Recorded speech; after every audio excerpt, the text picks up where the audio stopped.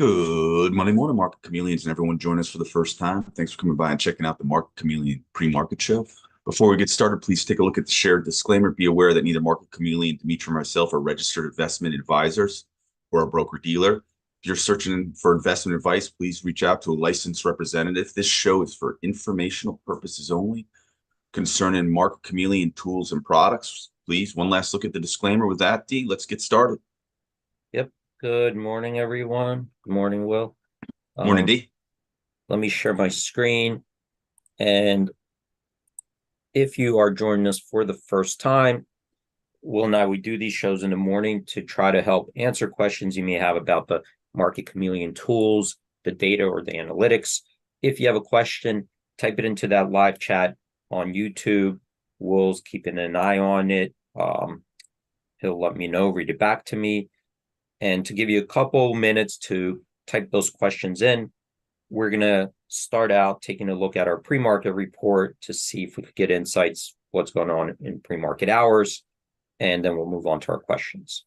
So up here, pre-market report, we have a calendar view on top, and you will see summary statistics of what happened in the pre-market hours in that particular date. The idea there is to compare today's activity versus the most recent activity. It allows you to eyeball and spot if anything unusual is going on or if you see any particular trend. Let's start out with today's date, May 28th. We have 653 stocks so far trading higher in pre-market hours, 284 stocks trading lower. We have 393 million shares trading on up volume versus 101 million on down volume. And if we convert that volume to dollar value, we have $4.1 billion worth of stock trading higher, $1 billion worth of stock trading lower. So from that perspective, it looks like there is a bullish lean in the pre-market trading. Let's look at it from a couple more perspectives, and then we'll move on to our questions. And when you scroll down this page, you will see a more granular view of what's going on in pre-market hours. Now you have stock symbols with prices and price changes and volume in the pre-market hours. We have our most active stocks, our biggest percentage gainers and biggest percentage decliners list. Here we see 132 stocks made it onto our biggest percentage gainers, 32 on our biggest percentage decliners. So that also points to a more bullish bias in pre-market hours. Now, to make it onto this list, we do set thresholds because stocks in the pre-market can have low volume, low liquidity. If it meets our thresholds, it could make it onto this list, and that includes small cap stocks, ETFs. It could be leveraged ETF and inverse ETF. And to narrow down this list to a small group of stocks, you could use the filters above. If you have a watch list that you saved and you track a certain group of stocks, you could filter this list by your watch list. We're going to use this filter in ETF in our example. I'm going to click on it. You see different ETFs to choose from. We're going to select the first one, SPY. And when we do that, the list below gets filtered by stocks that are holdings in that ETF. So what we did was narrow down the group of stocks we're analyzing to the S&P 500 companies. That's the SPY ETF. And here, 20 stocks made it onto our biggest percentage gainers list, one on our decliners. And that also indicates that trading in the pre-market hours so far has a bullish bias. We gave it a couple minutes. Well, if you have questions, I'll take them now. Yeah, nothing's popped up yet, D. Okay. So let me go to, let's see, let's go to SPY here as my We default. did. I'm sorry, there's a little bit of a delay. Yeah. We have a new user, no name attached, but not one do. He says, "Hello, is there any plan to implement AI?" I don't exactly know what that means because AI is basically, is it ChatGPT? Is it what's going on in Google? Is it what's going on with Facebook? Or is it, all the algorithms that we have built on our site? I'm not exactly sure what that means, but that's the question. Right. Um, no, it's a interesting question, good question, I guess. And when you have this AI technology, a lot of people know about it as Chat GPT. Um, and there's an also Chat GPT has this open AI that you could programmatically use those AI models to do, you know, if you have certain goals or objectives that um, those models are capable of. And we we are using AI for certain parts of our analysis. Nothing right now that you would see on the website except maybe that chat over here that we've been working on that right now has an AI, and we're working with developers from a third party to do that. But that's over here if you have like a question. Um, that's the only thing you'd probably see on the website right now. And the AI, it's an algorithm, it's a model, right? The AI, it's a model, large language model. There are also other um, machine learning models out there that we may be doing for certain analytics. But the we look at the different models and see how it could help us, either make things more efficient, better, and so forth. So our developers do look at them. We do use them for certain things. But if you're saying like, can I go on the website and like interact with it like an AI, then no, we don't have like a Chat GPT type of interface that you could interact with.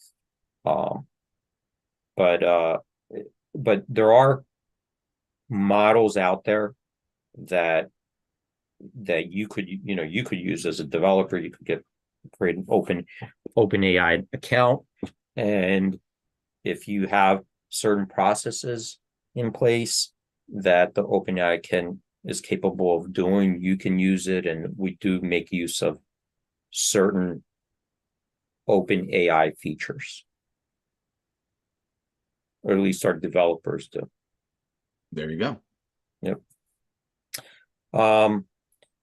And keep in mind, like when we talk about the AI technologies, there are models, but it's not like this magic button that just gives you answers. It's like it's still, what is the data you're giving it? What do you want it to do with it? What kind of instructions do you give it? You still have to look at the output and tweak it. And it's the AI, it's a little bit less stable, I would say. There are issues with the AI. It's not as stable as a developer creates a program, and you kind of control that output, and you can work backwards how to you get that output. With AI, it's a little bit trickier because sometimes you may get different answers or different output, even if you give it the same instructions and the same data. So those are like some of the challenges we've seen. But I don't know if there's a backup question. I gave it a minute just in case. Well, he does come back with something. He said, example would be to tell ChatGPT, I am bullish on NVIDIA, find me the best strategy for options. That obviously, you go into ChatGPT, that's up to ChatGPT to give you any information on that, right?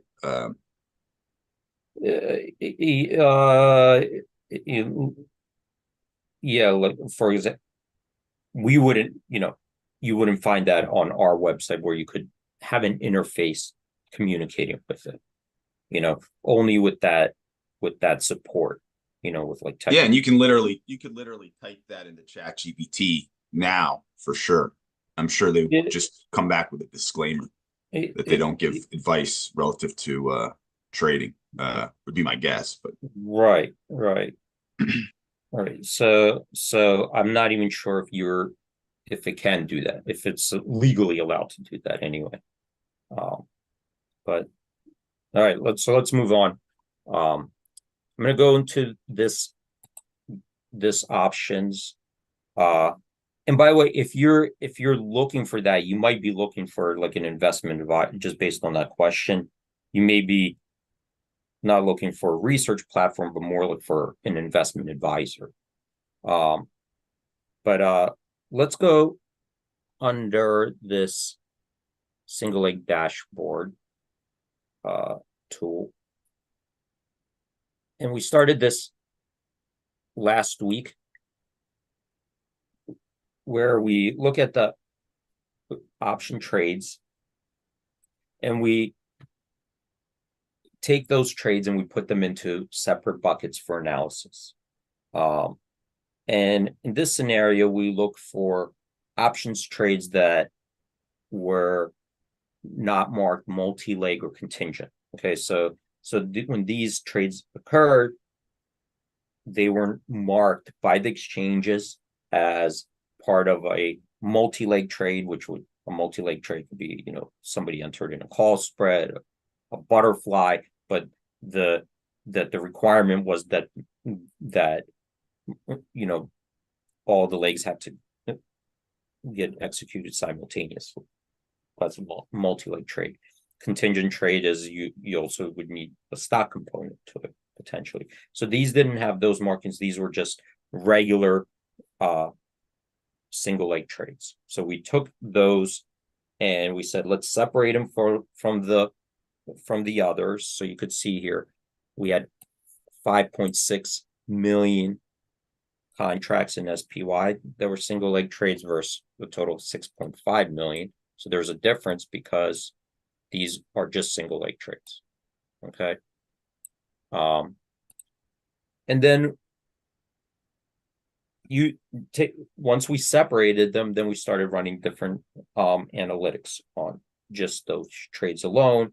So you could see here, we went over this last week, but the percentage of calls versus puts, and you could see we last week, I think we did this several times.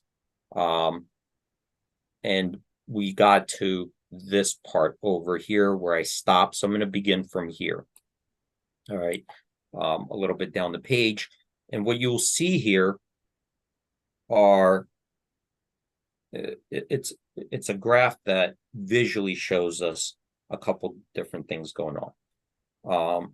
So first, it shows us the distribution of those trades based on different expiration dates.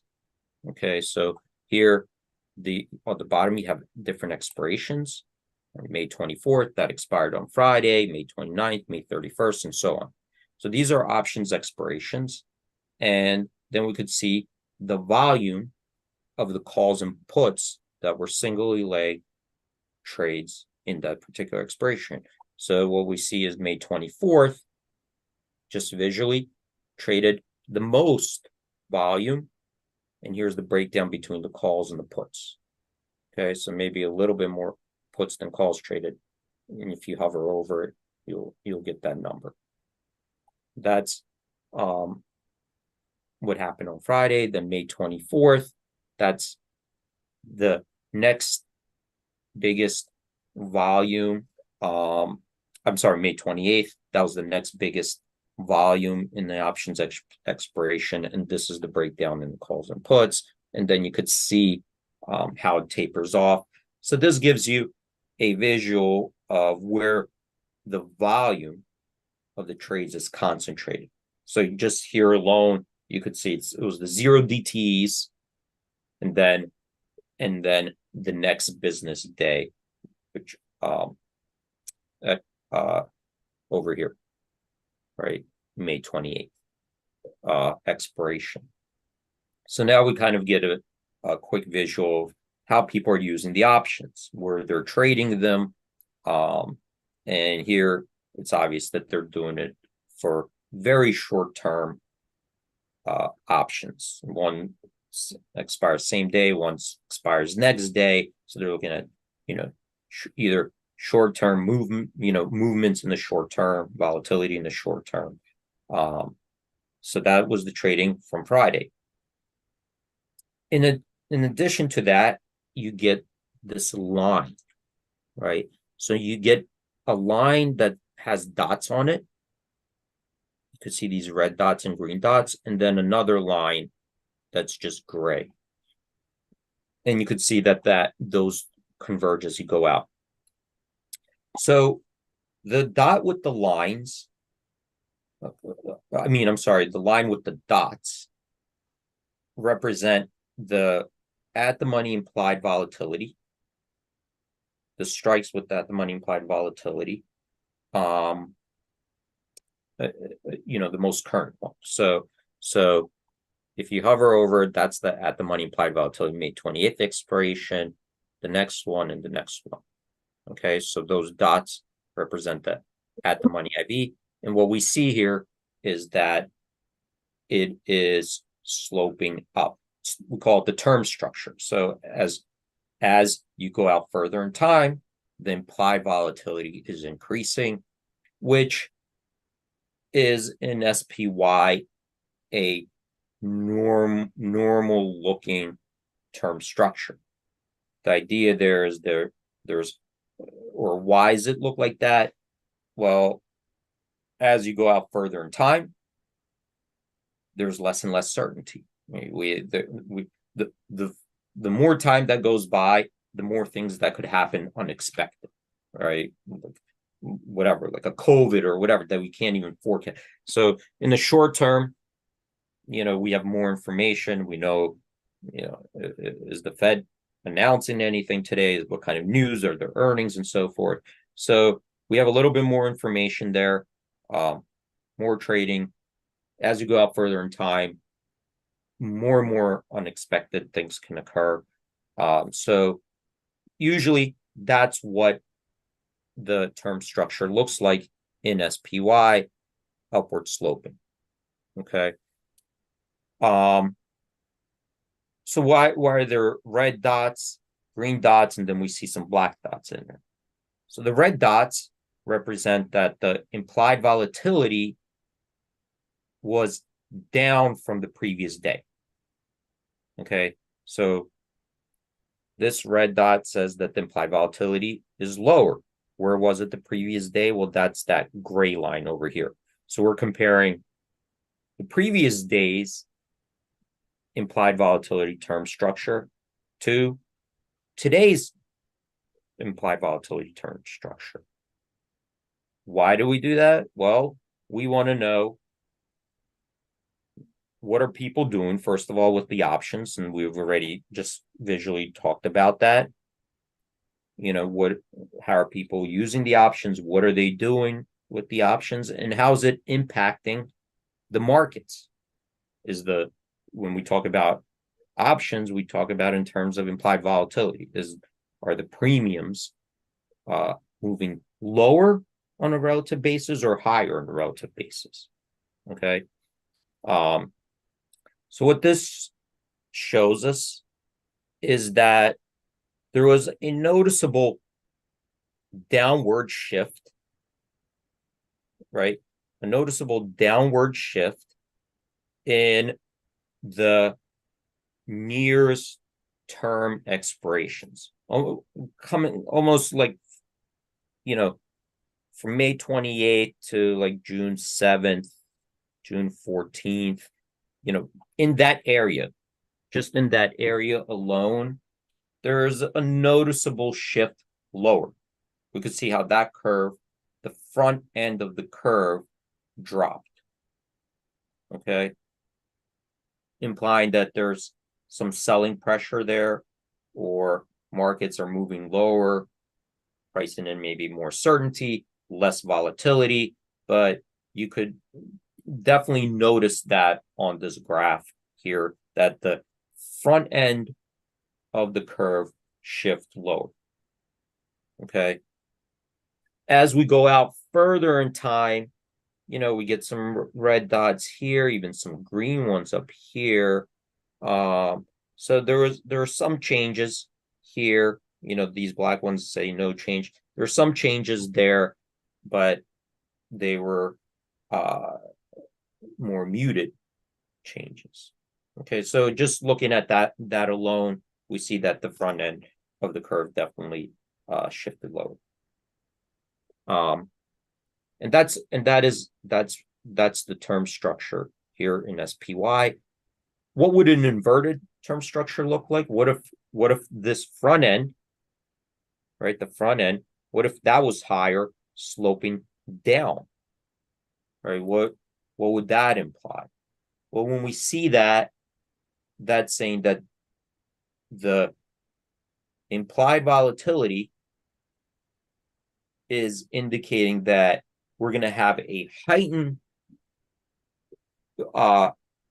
period of volatility in the short term due to some maybe event, some uncertainty, some things in the marketplace that are going to make the stocks reprice, have more volatility, less liquidity, and that over time the markets will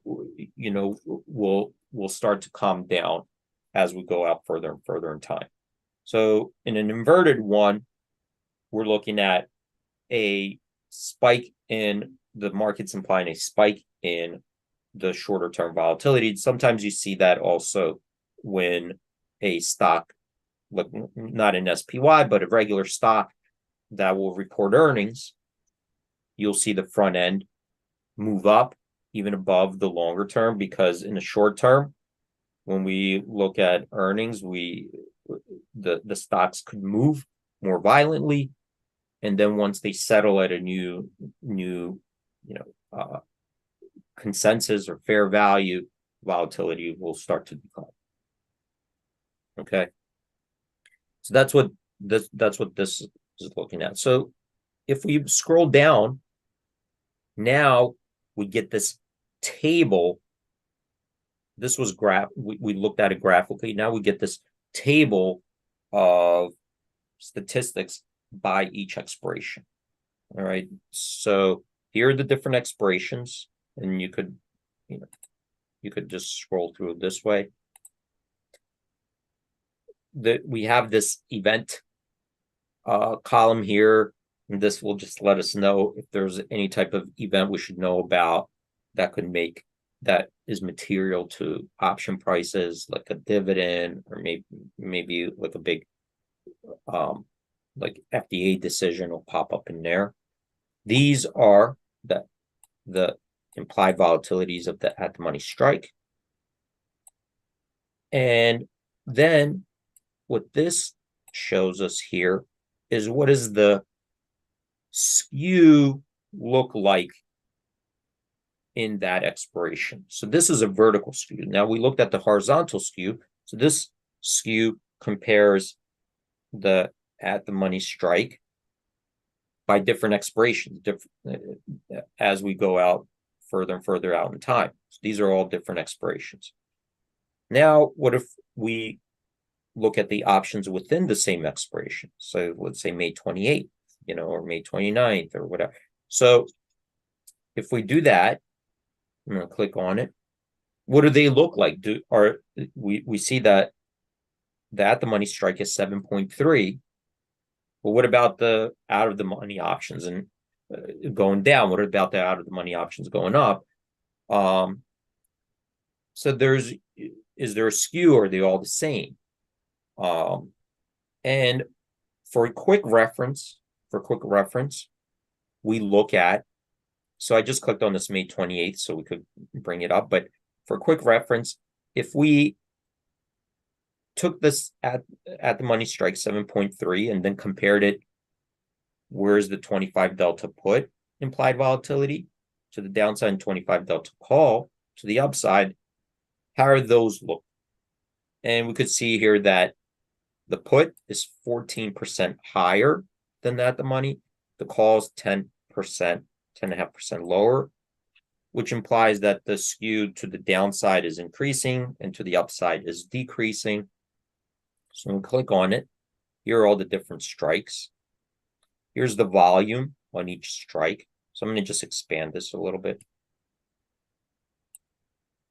Yeah, and you could see here how the skew is going here. Well, here's the strike price. The skew or the implied volatility is going down as you go up in strikes, and the implied volatility is going up as you go up in strikes. And what else does this show us? So this is May 28th when I clicked on it. This is a visual. So I clicked on this May 28th. It popped up this visual.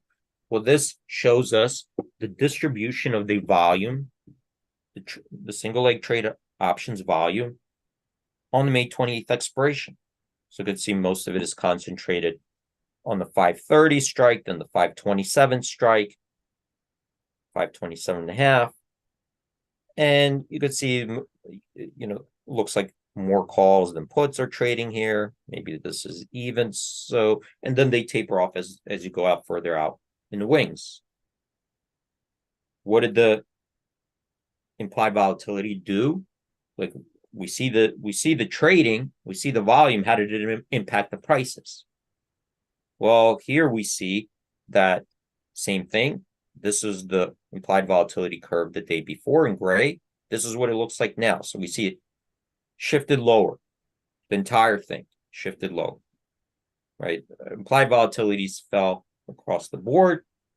It looks like they fell more around the at the money strike and the upside than they did to the downside. It looks like the curve towards the upside, right, shifted more down, right? That's what it looked like. Everything went down, but it went down more as we go up in strikes, right? So they were hitting. That's what it looks like, that they were decreasing those upside strikes by a bigger amount. So that's what it looks like visually. Okay. So let's just compare it. So what happened to that? If we compare strike versus strike the day before. Okay. The at the money strike, if we compare that strike versus previous day, same strike was down 26%. 25 delta put was down 16%. The 25 delta call was down 29%. So this kind of confirms our visual, right? That this call, upside calls, decreased by a greater percentage than the downside. Even though they're both down, a lot of it, the calls, the upside calls decreased by a greater percentage, 29% versus 16% in the puts. That's how that vertical skew shifted. Okay. How much volume was in May 28th? So you could see 1 million. Remember, these are single leg trades, which was 17% of all the volume that traded that day. Here's the OpenAI. The calls versus puts, 45% of the volume were in the calls, 55% were in the puts. So now we have this table, we could open this up and we could see by expiration, right, what happened. How does the skew look like? How did it change by that? The money's 25 delta call, 25 delta put. What percentage of the volume was traded for each expiration, and the breakdown by calls and puts? All right, so I'm going to stop right there, Will, because I'm right up at 9:30. That was awesome, D. Great job. It's interesting how ChatGPT took over the discussion in the chat.